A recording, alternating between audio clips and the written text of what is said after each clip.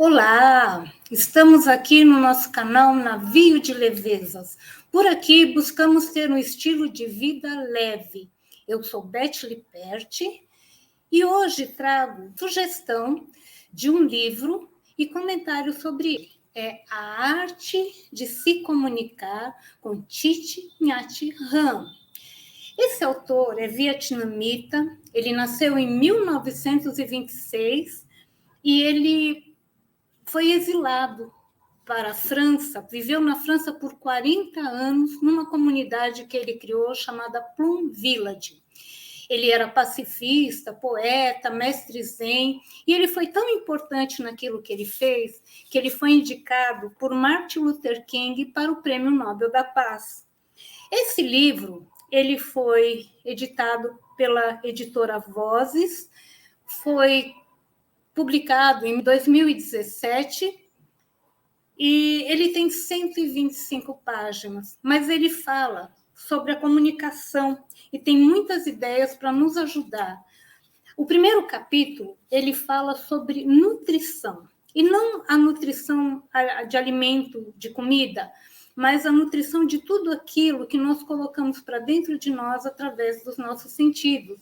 E ele mostra como é importante nós sermos seletivos com tudo isso, porque tudo isso que nós colocamos para dentro pode nos alimentar, nos curar ou nos envenenar. E da mesma forma como nós formos colocar para o outro, podemos curar ou envenenar o outro. E também nos ensina técnicas para não nos deixarmos nos envenenar pelo outro.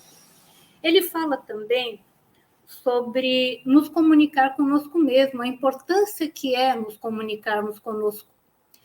E podemos fazer isso através do não pensar e não falar. Parece muito difícil, né? Porque tudo que fazemos na vida é pensar muito e falar muito. Mas ele nos ensina técnicas sobre a respiração, respirar e chegar a esse ponto de conseguirmos entrar em contato com os nossos sentimentos, com o nosso corpo. Nos fala até que muitas coisas dos nossos ancestrais, elas nos acompanham. E é importante a gente ter aí uma consciência plena para não permitir que coisas difíceis de lidar continuem nos acompanhando, para quebrar esse ciclo. Nos fala também sobre entender o outro. Entender o outro, nós precisamos ter uma escuta profunda. Como isso? Por exemplo, ouvir o outro sem interromper a pessoa, buscando ouvir cada palavra com uma presença mesmo consciente, e se houver aí alguma coisa que a gente acredite que não corresponda à verdade, a gente vai conversar com a pessoa depois que ouviu tudo que ela sente, tudo que ela fala. A nossa tendência é debater com a pessoa sobre aquilo que ela está falando.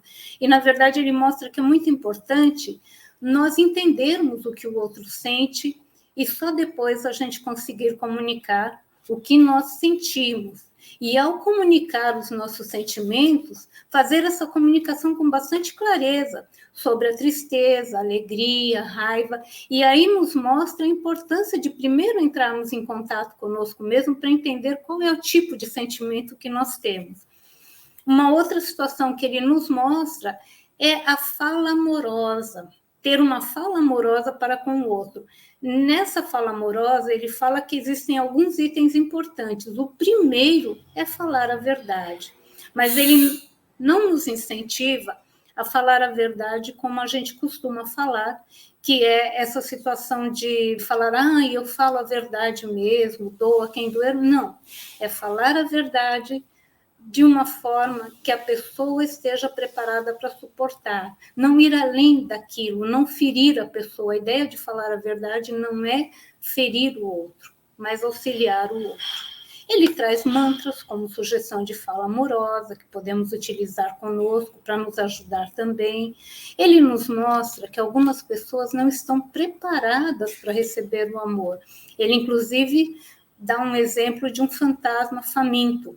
Um fantasma faminto que tem um estômago enorme e tem muita fome, mas ele tem uma garganta estreita. E ele diz que é necessário alargar essa garganta. Da mesma forma, A pessoa que não está preparada para receber o amor, ela precisa receber isso aos poucos, precisa ser alargado essa possibilidade dela receber o amor. E ele também nos traz algumas situações de negociação de paz, ele traz até o exemplo de um documento que podemos assinar com a outra pessoa, podemos começar fazendo de outra forma, se uma forma não está dando certo, começar de outra forma. Ele também nos traz mantras que nos ajudam a comunicar o nosso amor ao outro sem precisar dizer eu te amo. Muitas vezes nós falamos eu te amo e o outro não se sente amado. Um dos mantras que ele fala, o primeiro é eu estou aqui para você. E que estejamos mesmo para a pessoa um tempo de ouvir profundamente aquela pessoa, de estar conscientemente, plenamente para aquela pessoa. E ele também fala dos nossos sentimentos mais difíceis de lidar, como a raiva, dor, mágoa. Ele traz ilustrações muito fáceis da gente entender. Por exemplo, quando ele fala sobre a raiva, ele faz uma comparação com um incêndio numa casa. Alguém colocou fogo na sua casa, incendiou sua casa, você vê, ao invés de você tentar apagar o fogo, você sai correndo atrás da pessoa que colocou o fogo. A raiva é um sentimento semelhante. Se nós formos conversar com a pessoa no momento em que estamos com raiva, nada de bom vai sair disso. Porque a nossa ideia é mostrar para o outro o quanto nós estamos sofrendo e, se possível, fazer a pessoa sofrer junto conosco, sofrer até mais do que a gente está sofrendo.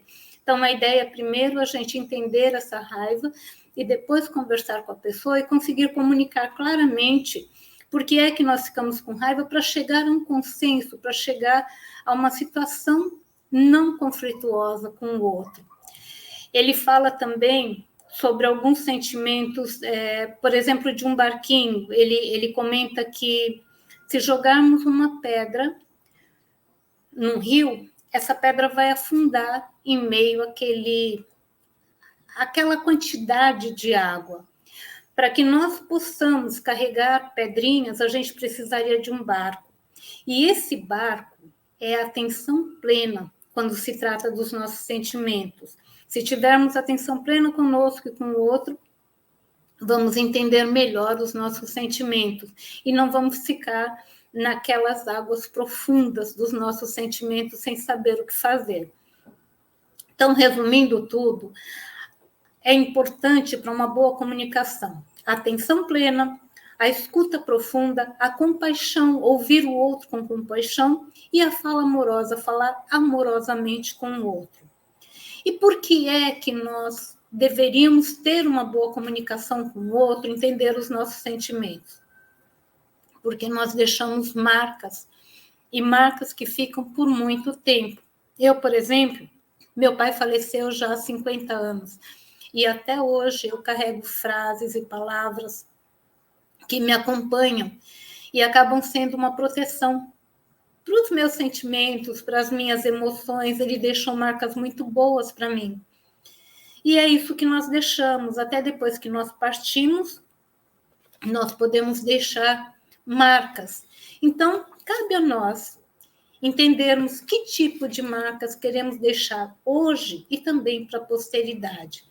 Marcas boas ou marcas que vão machucar e vão envenenar. Desejo que você acompanhe essa leitura. Se você quiser adquirir o livro, vale muito a pena. Ele traz muitas ideias boas. Espero que você tenha gostado do conteúdo. Se você ainda não é inscrito no nosso canal, se inscreva. Se você gostou do conteúdo, compartilhe com outras pessoas, deixe o seu like. Agradeço muito a sua visita aqui ao nosso canal e te aguardo para o próximo vídeo. Tchau, tchau!